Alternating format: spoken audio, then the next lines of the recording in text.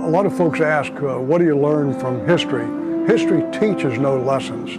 What history does is provides a context so you can look to the future.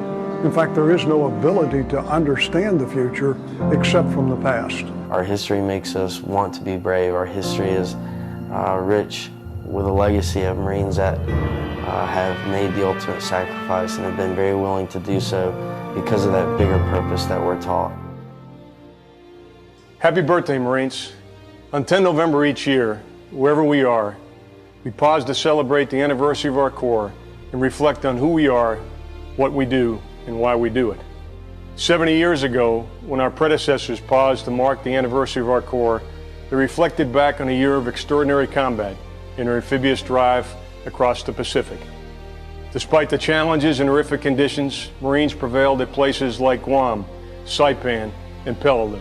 On 10 November 1944, Marines look back with pride on their accomplishments, confident in their ability to meet future challenges.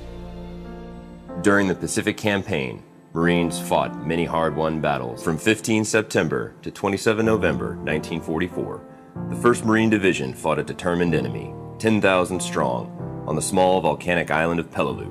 I can remember, I don't think many of us slept the night before, anticipating a landing the next day. As usual, they feed you steak and eggs for breakfast, which is a terrible thing to do to you because you're not used to it at all. When we went ashore, we got splashed several times with near misses. I was up on deck through the night, and I remember seeing a crossfire of anti-aircraft fire in the sky like this, and then all of a sudden it blistered into flames, and I saw my first airplane shot down. We were supposed to go in, and there was a Japanese airplane in there that crashed, and that was our pivot point. We were supposed to go in and pivot to the left and go north. We were in the middle of setting up a short defense to see which way we were going to go further north. When we got hit, it wasn't long after that when we found out that we were surrounded. If there was one thing I believe that is the highest honor for a Marine, it is the opportunity to fight alongside another Marine. And if you look back through our history and you study our history, that's one constant, and that's one thing that always stands out, and is the camaraderie and the spirit of the Corps and the brotherhood of being a Marine and never failing and always coming through mission accomplishment. A costly and controversial battle that would claim the lives of 1,252 Marines and nearly 11,000 of the enemy. In an environment of utmost savagery, the Marines prevailed. They were victorious because they were well prepared. They built mental and physical toughness. They were disciplined, and they trusted each other.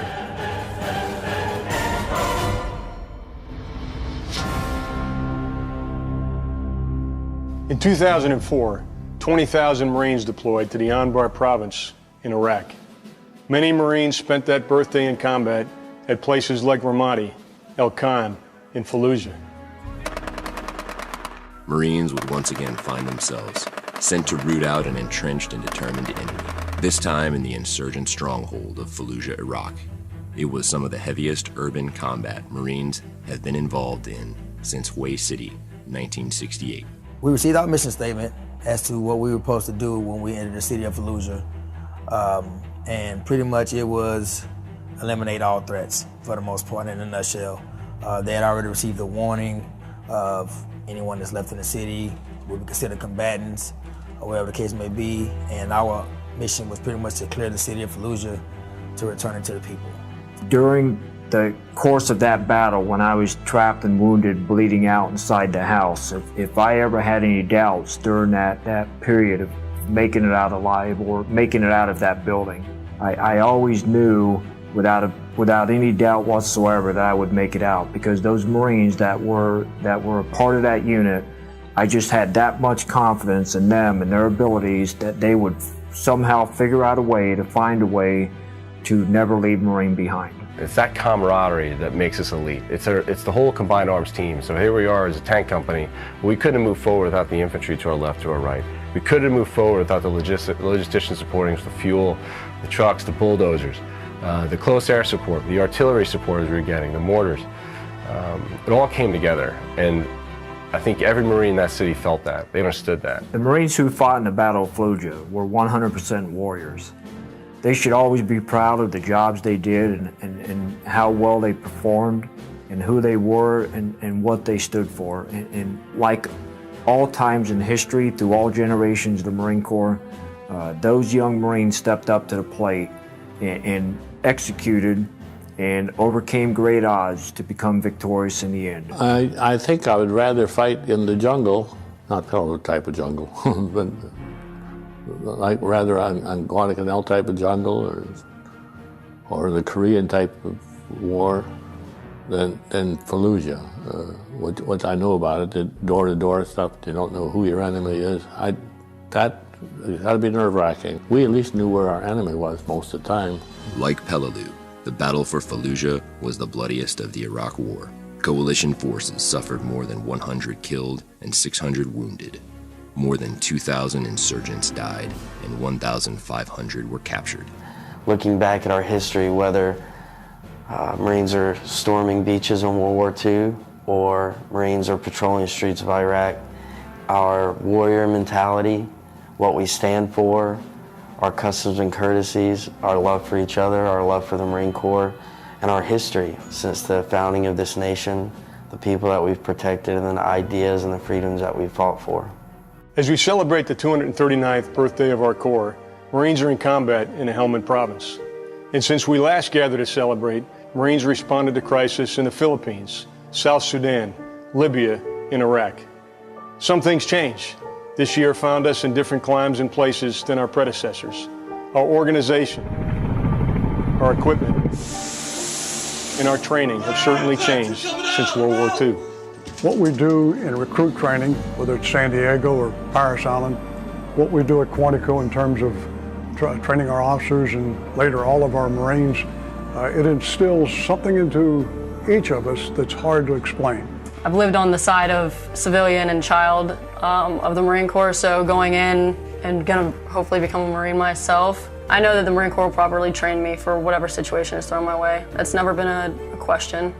You know, they're the best of the best. Honor, courage, and commitment means to me that I'll be able to wear the title United States Marine on my shoulders for the rest of my life, no matter how long I'm in the Marine Corps, if it's 4 years or 20 plus. I joined the Marine Corps because I wanted to accept the challenge. Nobody thought I could do it, so it was to prove myself and everybody else wrong. As I look at and talk with some young Marines today, it's obvious that they're as eager to be a Marine as I was, and that makes me feel good. The equipment of today that they have to fight with is awesome. We've learned lessons going back from hand-to-hand combat in World War I to the house-to-house fighting in Way City in Vietnam. And so, you know, as long as we keep up with the lessons that we've learned from the Marines that come before us, we should be just fine. Some things never change. Marines attack this year's challenges with the same courage, commitment, loyalty, self-sacrifice, and adaptability as their predecessors at Peleliu and Fallujah.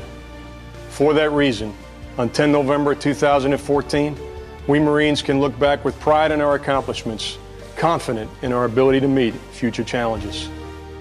Marines are something special. They have a commitment to being at their best when the times are at their worst. They have a commitment to being the most ready when the nation's least ready. They have a commitment to each other that even at the cost of their own lives, they will stand by each other no matter what is going on a battlefield.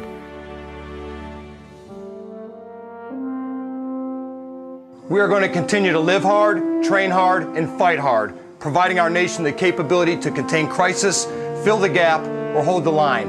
And like yesterday, we are ready to leave tonight. Happy birthday, Marines, and Semper Fidelis.